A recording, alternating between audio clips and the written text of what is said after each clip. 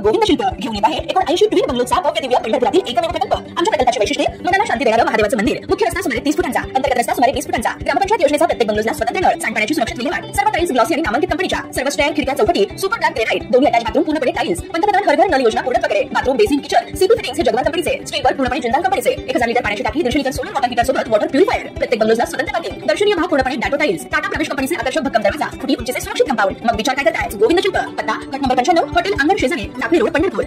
सांगलीतील संजयनगर परिसरात असलेल्या शिंदेमळा येथील कुरणे गल्ली येथे कौटुंबिक वादातून पतीनं पत्नीचा गळ्यावर आणि शरीरावर कुऱ्हाडीनं वार करून निर्घृण खून केल्याची धक्कादायक घटना घडली आहे।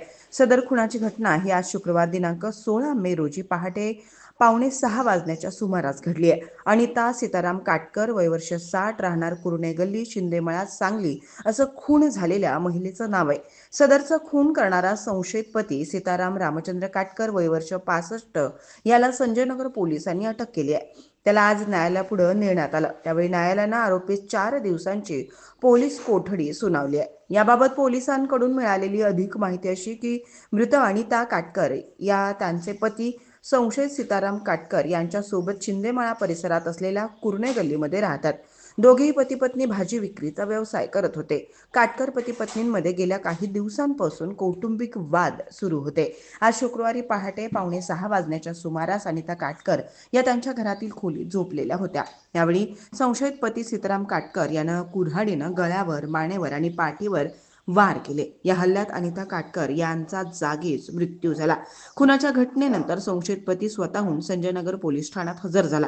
घटनेची माहिती मिळताच शहर विभागाच्या उपअधीक्षक विमला एम, पोलीस निरीक्षक सूरज बिजले यांच्यासह पोलीस घटनास्थळी पोहोचले आणि मृतदेहाचा पंचनामा करून उत्तरीय तपासणीसाठी सांगलीतील शासकीय रुग्णालयात पाठवण्यात आलाय।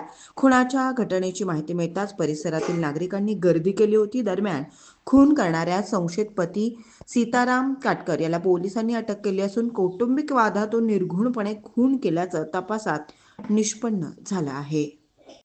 ताज्या घडामोडी पाहण्यासाठी आमच्या YouTube चॅनलवरील PVR म्हणजेच पंढरी वार्ता या न्यूजला सबस्क्राइब करा आणि शेजारील बेल आयकॉनवर क्लिक करा।